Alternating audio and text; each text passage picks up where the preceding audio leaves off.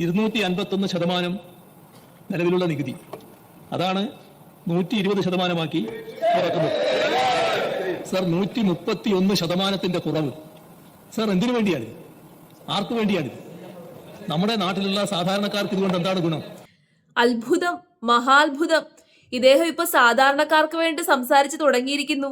കഴിഞ്ഞ 10 വർഷമായിട്ട് ഇദ്ദേഹത്തിന്റെ നാവിൽ നിന്ന് സാധാരണക്കാർക്ക് വേണ്ടി ഒന്നും വരുന്നത് കണ്ടിരുന്നില്ല. എന്നാൽ ഇപ്പൊ പ്രതിപക്ഷത്തേക്ക് കയറിയപ്പോഴേക്കും സാധാരണക്കാർക്ക് വേണ്ടിയിട്ടാണ് ഇപ്പൊ ഇദ്ദേഹം സംസാരിക്കുന്നത് മുഴുവനും. വീര്യം കുറഞ്ഞ മദ്യത്തിന്റെ മുകളിൽ ഇപ്പൊ വീര്യം കൂടിയ ചർച്ചയാണ് നടക്കുന്നത്. പൂക്കി CMന്റെ പൂക്കി എന്നുള്ള പേര് മാറ്റിയിട്ട് ഇപ്പൊ ബെക്കാടി CM എന്നാണ് പ്രതിപക്ഷം വിളിച്ചുകൊണ്ടിരിക്കുന്നത്. വീര്യം കുറഞ്ഞ മദ്യത്തിന് മുകളിലുള്ള നികുതി ഇളവ് ഇപ്പം ബഡ്ജറ്റിൽ അവതരിപ്പിച്ചല്ലോ. അത് വലിയ എന്തോ വിവാദമായേക്കാണ്. വലിയ വിവാദവും വലിയ വിമർശനവും ഒക്കെ ആയേക്കാണ്. അതിന്റെ പിന്നിൽ ഒരുപാട് അഴിമതി ഉണ്ടെന്നാണ് പ്രതിപക്ഷം സംസാരിക്കുന്നത്. ഈ മദ്യത്തിന് മുകളിലുള്ള നികുതി കുറയ്ക്കുന്നതിനോട് എനിക്ക് പ്രത്യേകിച്ച് വലിയ താല്പര്യമൊന്നുമില്ല കേട്ടോ. അതിനോട് ഞാൻ യോജിക്കുന്നേ ഇല്ല. അതിന് എനിക്ക് എതിർപ്പാണ്. അതിപ്പോ വീര്യം കൂടിയതാണെങ്കിലും കുറഞ്ഞതാണെങ്കിലും മദ്യം എല്ലാം ഒരുപോലെയാണ് എന്നുള്ളൊരു ചിന്താഗതിയാണ് എനിക്ക്. അതുകൊണ്ട് ദോഷം മാത്രമേ ഉണ്ടാകത്തുള്ളൂ എന്നാണ് എൻ്റെ ഒരു അഭിപ്രായം. എന്നാല് അതിനെതിരെ ഇവര് വിമർശനം ഉന്നയിക്കുന്നത് കാണുമ്പോൾ എനിക്ക് ചിരിയാണ് വരുന്നത്. അതായത് ഈ പ്രതിപക്ഷം LDFകാര് അതിനെതിരെ വിമർശിക്കുമ്പോൾ അതിനെതിരെ ഇങ്ങനെയൊക്കെ കിടന്ന് ഘോരം പ്രസംഗിക്കുന്ന കാണുമ്പോൾ ഇവർ ഇത്രയും നാളും അനുഷ്ഠിച്ചു പോകുന്ന കാര്യങ്ങൾക്ക് എൻറ്റയർലി ഡിഫറെന്റ് ആയിട്ടാണ്, വിപരീതമായിട്ടാണ് ഇവരിപ്പോ ഓരോ കാര്യങ്ങൾ അനുഷ്ഠിക്കുന്നത്. ഇതിനു മുമ്പ് ഇവർ പറഞ്ഞതായേ അല്ല ഇപ്പൊ പറഞ്ഞുകൊണ്ടിരിക്കുന്നത്. അതായത് 2 വാക്കാണ്, ഒരു വായിൽ തന്നെ 2 വാക്ക് മാറി മാറി പറഞ്ഞുകൊണ്ടിരിക്കുകയാണ്. ഇവർക്ക് നാണമില്ലേ? ഇവർക്ക് ഇതിനെ വിമർശിക്കാനോ ഈ നികുതി ഇളവിനെ വിമർശിക്കാനോ അതിനെതിരെ സംസാരിക്കാനോ ഉള്ള അവകാശം അവർക്കില്ല എന്ന് തന്നെ വേണമെങ്കിൽ പറയാം. അതെന്തുകൊണ്ടാണ് എന്ന് ചോദിച്ചു കഴിഞ്ഞാൽ ഞാൻ കുറച്ചൊരു ഇത് കാണിച്ചത്. ഈ ഒരു സ്ക്രീൻഷോട്ട് നിങ്ങൾ നോക്കിക്കോ.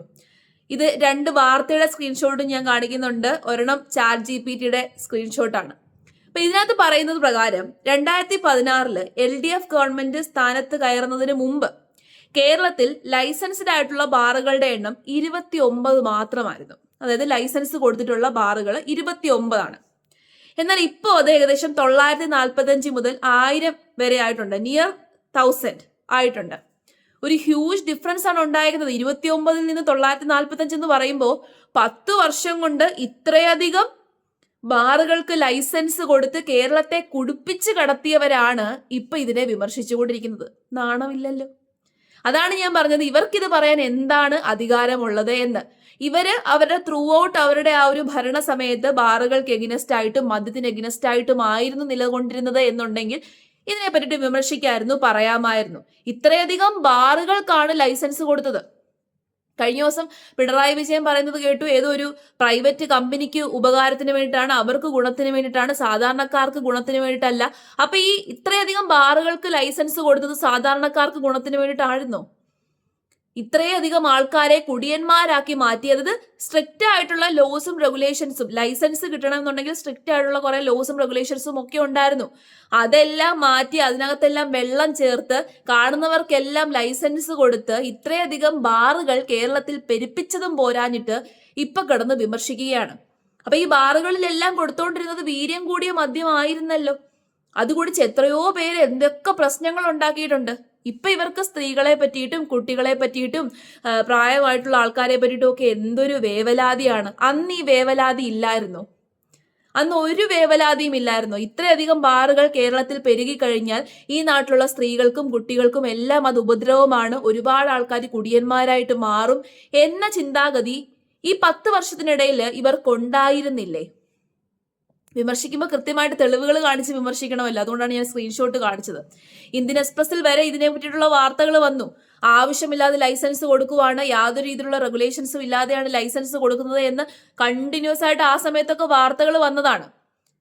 അതിനെതിരെ ഒന്നും ആർക്കും ഒന്നും പറയണ്ടായിരുന്നു. ഇപ്പോ നികുതി ഇളവ് ചെറുതായിട്ടൊന്ന് വന്നപ്പോഴേക്കും അതിനെതിരെ അങ്ങ് വിമർശനമാണ്. അപ്പൊ ഇതിനെതിരെ VD സതീശൻ പറഞ്ഞ കുറച്ച് കാര്യങ്ങൾ കൂടി നമുക്കൊന്ന് കേട്ടിട്ട് വരാം. ഞാൻ ചോദിക്കുന്നത്, ജോണി വാക്കറിൽ നിന്നും ശിവാശ്രീകളിൽ നിന്നും കൈ നീട്ടി വാങ്ങിച്ചിട്ടാണോ ഈ 78 കൊടുത്തത്? ഇതെല്ലാം ആരോപണമാണ്. എത്ര കിട്ടി അല്ലേ? ഞാൻ പറഞ്ഞുതരാം എത്ര കിട്ടിയെന്ന് ഞാൻ പറഞ്ഞുതരാം. 2018-19 ഒരു ടാക്സ് അവതരിപ്പിച്ചു, പുതിയ ടാക്സ്. എന്തിനാണെന്നറിയോ? Foreign made foreign liquor. അതായത് ഇന്ത്യൻ മെയ്ഡ് ഫോറിൻ ലിക്കർ എന്ന് വെച്ചാൽ ഇവിടെ കിട്ടുന്ന സാധനം, മറ്റത് വിദേശത്ത് നിർമ്മിച്ച് ഇവിടെ വിൽക്കുന്ന സാധനം. എടാ, അതിന്റെ ആൽക്കഹോളിക് കണ്ടന്റ് എത്രയെന്നറിയോ?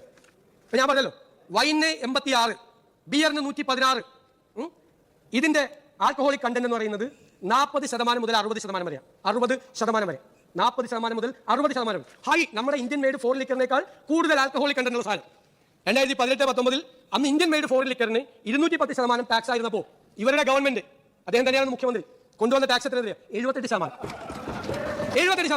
എന്നിട്ട് 2022-23 ഇപ്പോ 251% വരെ ഇന്ത്യൻ മെയ്ഡ് ഫോറിൻ ലിക്കറിന്.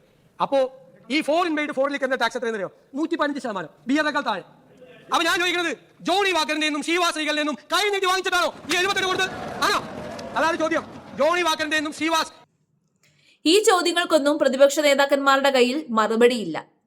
അവർ ചെയ്തു കൂട്ടിയ കാര്യങ്ങളെ കുറിച്ചിട്ട് ചോദിച്ചു കഴിഞ്ഞാൽ അവർക്ക് മറുപടി പറയാനില്ല. അവർ വായടച്ചു പോകും. ഉത്തരം മുട്ടുമ്പോൾ കൊഞ്ഞണം കുത്തിക്കൊണ്ടിരിക്കുകയാണ് ഇപ്പോൾ.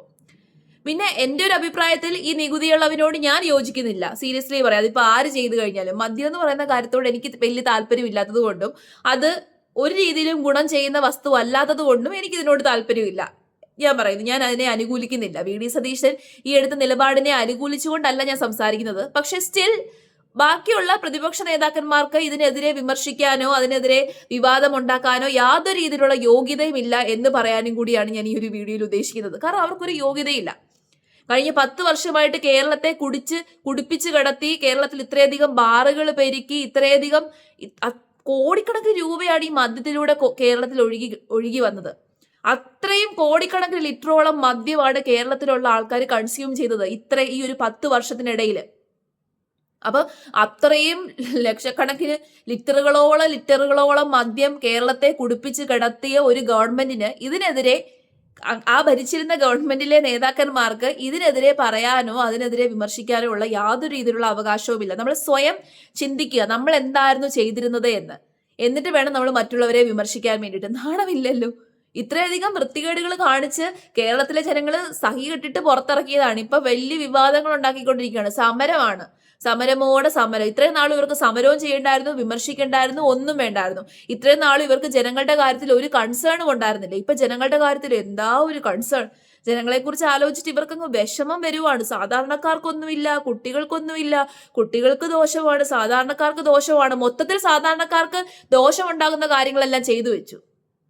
ഇനി ഈ 945 ബാറുകൾ കേരളത്തിൽ ലൈസൻസോട് തന്നെ പ്രവർത്തിക്കത്തില്ലേ? 29 ഉണ്ടായിരുന്നുള്ളൂ. ഒരു ഹ്യൂജ് ഡിഫറൻസ് ആണ്. അത് 1-2 അല്ല കൂടിയത്, ഒരു 100 അല്ല കൂടിയത്. 100 200 ആണ് കൂടിയത് എന്നുണ്ടെങ്കിൽ നമുക്ക് സമ്മതിക്കാം. ഇത് 100 200 ഒന്നും അല്ല. 29 നിന്ന് 945 എന്ന് പറയുമ്പോൾ എത്ര വലിയ പെർസെന്റേജ് ആണ്. 90% പെർസെന്റേജ് ഇൻക്രീസ് ആണ് ഉണ്ടായിരിക്കുന്നത് ബാറുകളുടെ ലൈസൻസിൽ. അപ്പൊ അത്രയധികം ബാറുകൾക്ക് ലൈസൻസ് കൊടുത്തപ്പോൾ നല്ലതുപോലെ ഉണ്ടാക്കിയിട്ടുണ്ടാകും. അപ്പൊ അത് ആർക്ക് ഗുണം ചെയ്യാനാണ്? പ്രൈവറ്റ് ബാറുടമകൾക്ക് ഗുണം ചെയ്യാനല്ലേ നിങ്ങൾ അത്രയും ലൈസൻസ് കൊടുത്തത്? അപ്പൊ ഇതൊന്നും പോരാഞ്ഞിട്ട് വന്നിരുന്ന് പ്രസംഗിക്കുവാണ്.